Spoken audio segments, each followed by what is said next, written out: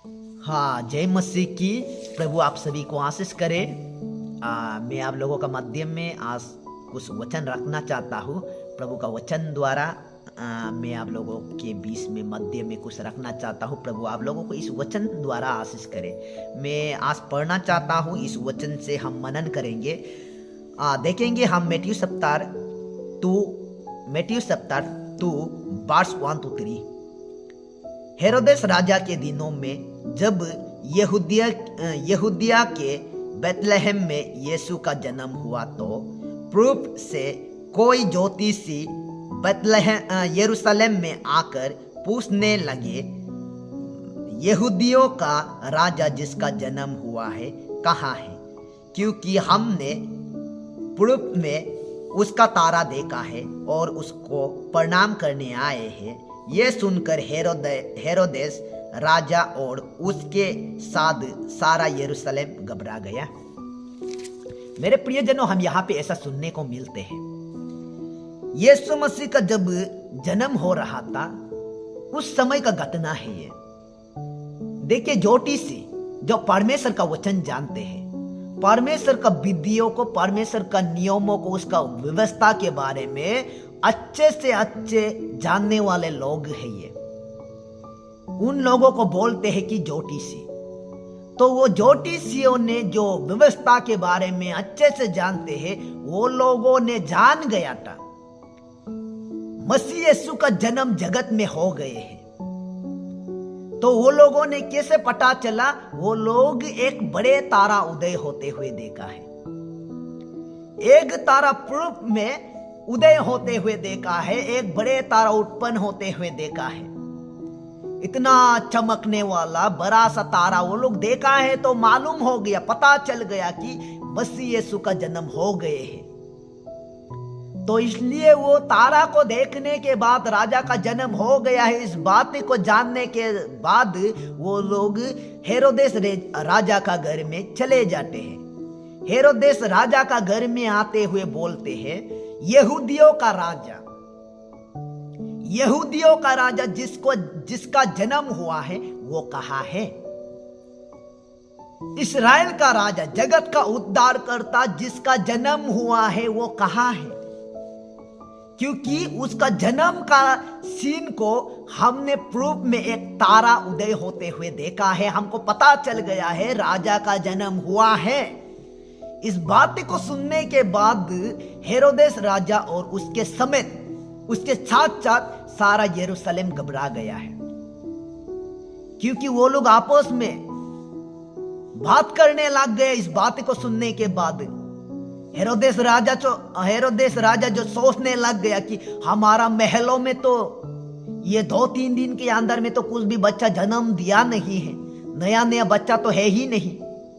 लेकिन यहाँ पे ये आदमी लोग, ज्योतिषी लोग बोलते हैं कि राजा का जन्म हुआ है, वो कहाँ है? मुझे ऐसा पूछते हैं। तो इस बात को वो लोग जानने के लिए, मसीह यीशु का राजा का जन्म कहाँ है, कहाँ हुआ है, इस बात को वो लोग जानने के लिए, हेरोदेस राजा जानने के लिए उन लोगों को जो ज्योतिषी है प्रभु के बारे में, मसीह यीशु का जन्म के बारे में जो राजा का घर में पूछने के लिए आए थे, उन लोगों को वो लोग उल्टा पूछते हैं, उल्टा बोलते हैं। क्योंकि वो लोग आशा करके आया था राजा का घर में राजा का जन्म हुआ होगा। राजा का जन्म तो राजा का घर में होना चाहिए। वो राजकुमार को तो राजा का महलों में जन्म होना चाहिए। इस सोच में, इस आशा में देखेंगे उसको उधर ही जरूर मिलेंगे, ऐसा आशा में राजा का घर में आया था। लेकिन राजा का घर में जाते हैं तो उधर में राजा का जन्म हुआ नहीं है, बच्चा का जन्म हुआ नहीं है। नया बच्चा जन्म होते हुए कुछ भी नहीं दिखाई देते हैं। तो राजा उन लोगों को बोलते हैं, किस समय तुम लोगों ने उस तारा को देखा है? किस जगह पे देखा है? किस समय, कैसे घड़ी में देखा है? होगा तुम लोग वापस जाकर पता कर लो कहाँ राजा का जन्म हुआ है, मसीह यीशु का जन्म कहाँ हुआ है, यहूदियों का राजा कहाँ जन्म हुआ है। उस बात को पता कर लो पहले, उसका बाद मुझे भी बता देना, वापस आके मुझे भी बता देना, ताकि मैं भी उन बालक को आके प्रणाम कर सकूं। तो इस राजा का बात को सुनने के बाद वो लोग निकल जाते हैं। देखिए यहाँ पे हम 9 आयत को भी हम आगे रखना चाहता हूँ, आप लोगों के आगे पढ़ के रखना चाहता हूँ। देखिए हम 9 आयत को भी पढ़ेंगे, हमने ऊपर को पढ़ा है। देखिए 9 आयत में वर्स 9 में ऐसा बोलते हैं, वे राजा की बात सुनकर चले गए और जो तारा उन्होंने पूर्व में देखा था वो उनके आगे आगे चला और जहां बालक था उस जगह के ऊपर पहुंचकर ठहर गया। देखिए राजा ने उन लोगों को वापस जाने के लिए बोला, उस बच्चे के बारे में पता करने के लिए बोला। तो उस बात को, राजा के बात को सुनने के बाद वो निकल जाते हैं। वो लोग निकल जाते हैं राजा के घर से, राजा का महल से वो लोग निकल जाते हैं। वो लोग निकाल कर जहां पे वो लोग तारा का पीछा करना छोड़ दिया था, तारा का पीछा जाना छोड़ दिया था, उस जगह में जब वापस आके देखते हैं तो जहां पे वो लोग तारा को देखा था उसी में ठहर के बैठा हुआ है, उसी में रुका हुआ है। देखो ये तारा के बारे में हम पढ़ के देखा है तो ऐसा पढ़ने को मिलता है, वो तारा साधारण तारा नहीं है, वो तारा जो चलने वाला तारा है, उन लोगों को अगुवाई करके उन लोगों को आगे ले जा रहा था। ये तारा साधारण तारा नहीं है, जैसे हम रात को दिखाई देते हैं ऐसा तारा नहीं है, ये तारा चलने वाला तारा है।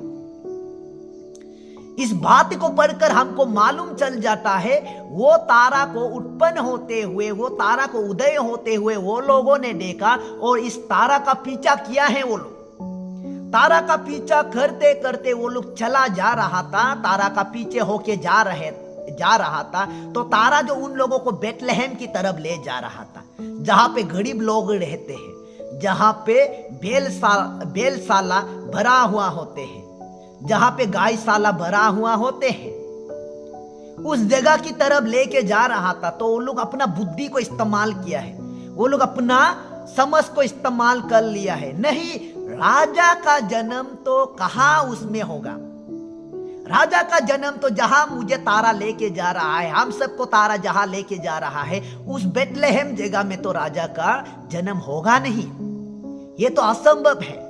राजा का जन्म तो राजा का महल में होगा, जहां पे हेरोदेस राजा जो यरूशलेम का, जो यहूदिया का राजा है, उसी का महल में, उसी का घर में होना चाहिए। इसलिए ऐसा सोचने के कारण वो लोग हेरोदेस के घर में आया था, लेकिन उधर मिला नहीं।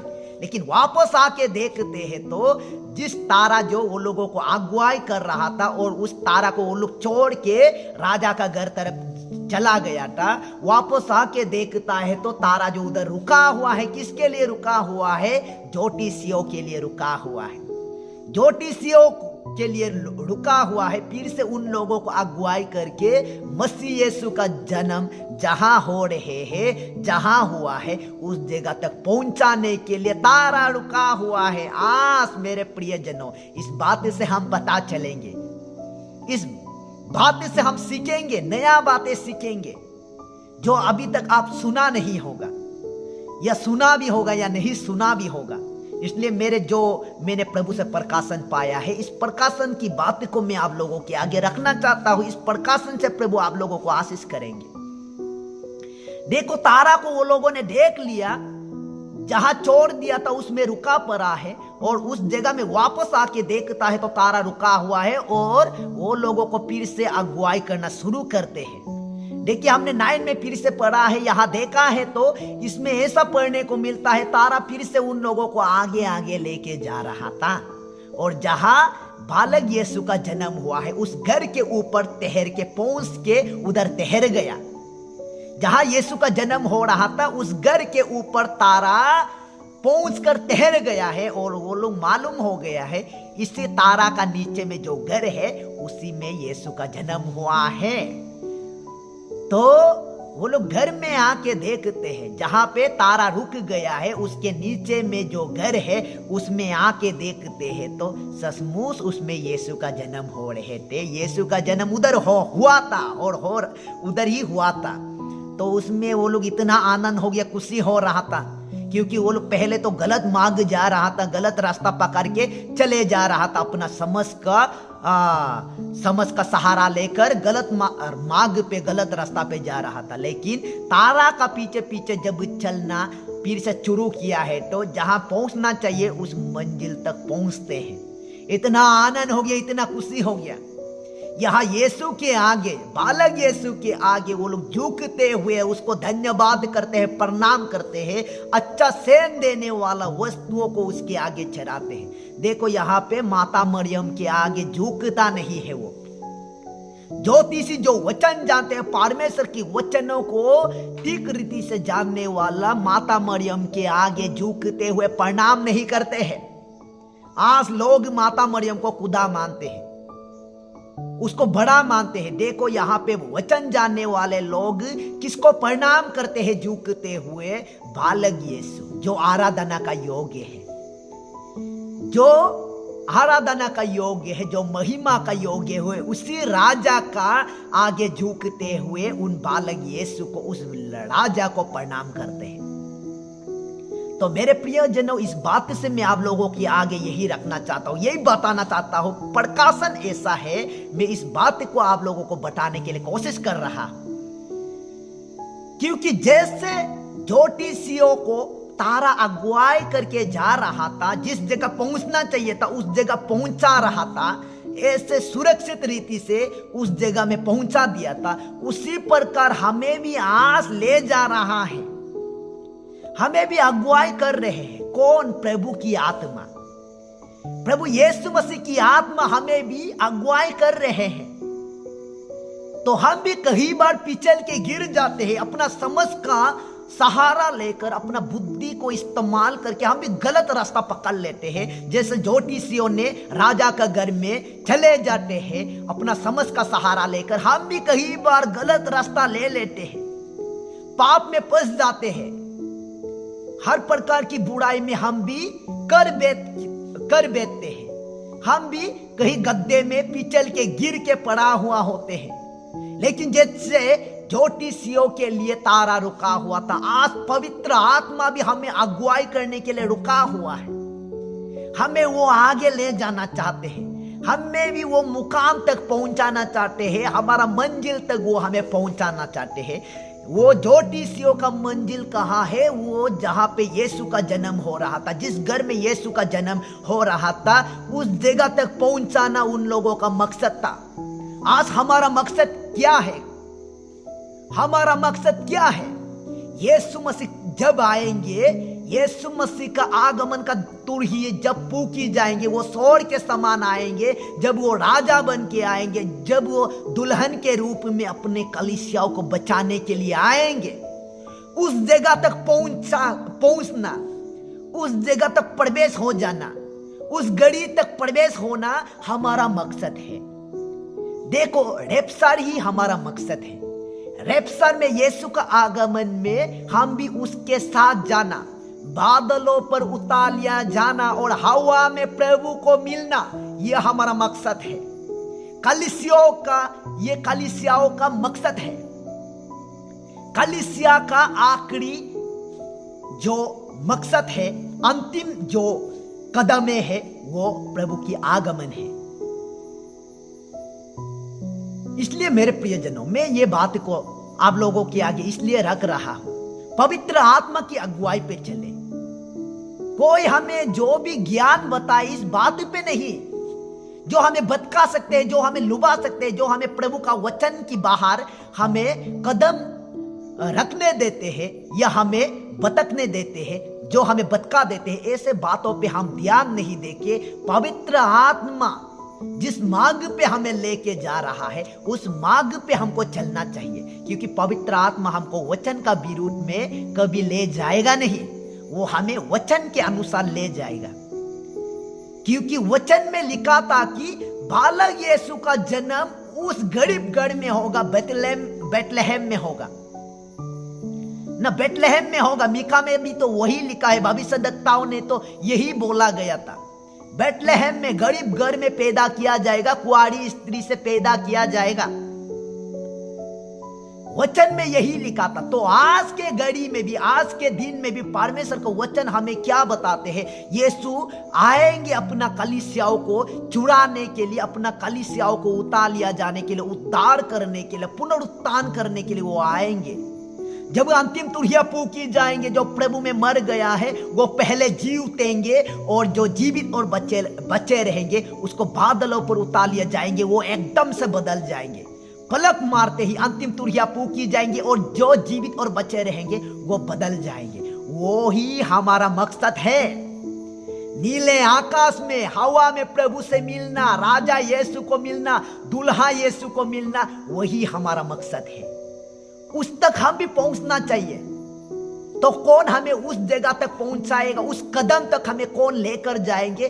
पवित्र आत्मा लेकर जाएंगे। वचन को हम अपना ताकत से पालन नहीं कर सकते हैं। वचन को कईयों ने पालन करने के लिए कोशिश किया, फिर भी अपना ताकत से कोई भी पालन नहीं कर पाया। पतरस जो वचन सुनते रहते थे, प्रभु यीशु मसीह का आगे बैठते हुए, प्रभु यीशु मसीह के सामने बैठते हुए वचन सुनते रहता था, लेकिन जब तक पवित्र आत्मा उनको नहीं मिला था, उस समय वो अपने आप को सही नहीं कर पाया। जब समय आया, किसी का कान को काट के उड़ा देते हैं। वचन को पालन नहीं कर पाया था। लेकिन पवित्र आत्मा जो हमें वचन के अगुवाई में, वचन के अनुसार लेकर जाएंगे, वचन के कदमों पे लेके जाएंगे, वो हमें वचन का विरुद्ध कभी ले जाएगा नहीं। इसलिए कई लोग बोलते हैं, पवित्र आत्मा की नाम लेते हुए गलत बातें बोलते हैं, गलत शब्द बोलते हैं, गलत भविष्यवाणियां करते हैं। इसलिए गलत ये सब भविष्यवाणियां जो वचन का विरुद्ध आते हैं, वो पवित्र आत्मा नहीं है, क्योंकि पवित्र आत्मा हमें वचन की मार्ग पे ले जाएगा। उसका मुख्य काम है, पवित्र आत्मा का मुख्य काम है कि राजा यीशु को हमें मिलाना, दुल्हा यीशु को हमें मिलाना, यीशु को हमें मिला देना। जब हमें बचाने के लिए आएंगे, हमें उद्धार करने के लिए आएंगे, उस समय हमको यीशु तक पहुंचाना उसका मुख्य कार्य है। अद्भुत कार्य कराना उसका मुख्य काम नहीं है। जो भविष्यवाणी करते हैं वो मुख्य काम नहीं है, उसका विरोध में नहीं हूं मैं, लेकिन मैं ये बात को बता रहा हूं कि पवित्र आत्मा का, परमेश्वर की आत्मा का मुख्य काम है कि प्रभु तक हमें पहुंचाना, प्रभु के आगमन तक हमें पहुंचाना, रैप्चर की समय तक हमें सुरक्षित रीति से प्रभु को मिलाना, रैप्चर तक हमें पहुंचाना, वो पवित्र आत्मा का मुख्य काम है। तारा का मुख्य काम क्या है? उस वचन जानने वाले ज्योतिषियों को बालक यीशु जहां पे जन्म हुआ है उस घर तक पहुंचाना, वही तारा का काम था। तारा का मुख्य काम जो उन लोगों को सुरक्षित, जहां यीशु का जन्म हुआ है, उस बालक यीशु का जन्म जहां पे हुआ है, उस जगह तक पहुंचाना मुख्य काम था तारा का। तो आज भी पवित्र आत्मा का मुख्य काम है राजा यीशु को मिलाना। ज्योतिषियों को बालक यीशु को मिलाया है, तो हमें पवित्र आत्मा, परमेश्वर की आत्मा राजा यीशु को मिलाएंगे। Praise the lord, hallelujah. प्रभु इस वचन द्वारा हमें आशीष करेंगे। मैं आशा करता हूँ परमेश्वर आप लोगों को बहुत से आशीष करेंगे। आप जैसे भी हो, कैसे भी हो, हमें वचन को मानते हुए पवित्र आत्मा की अगुवाई पे चलेंगे, ताकि हम प्रभु की आगमन तक सुरक्षित, उसका आगमन में तुरही जब फूंकी जाएंगे, हम भी प्रभु को नीले आकाश में, हवा में प्रभु को हम भी मिल सके, हमको भी उतार लिया जा सके ना। इसलिए प्रभु इस वचनों से हमें आशीष करेंगे। मैं भी प्रभु से दुआ करेंगे, प्रभु से प्रार्थना करेंगे कि हम सबको जितने लोग सुन रहे हैं, जितने लोग देख रहे हैं, आप सभी के ऊपर भी प्रभु अनुग्रह करे, आप लोगों को भी अपना आत्मा की अगुवाई में चलाइए। मैं प्रभु से यही प्रार्थना करूंगा। प्रभु इस वचनों से आप सभी को आशीष करे। आमीन।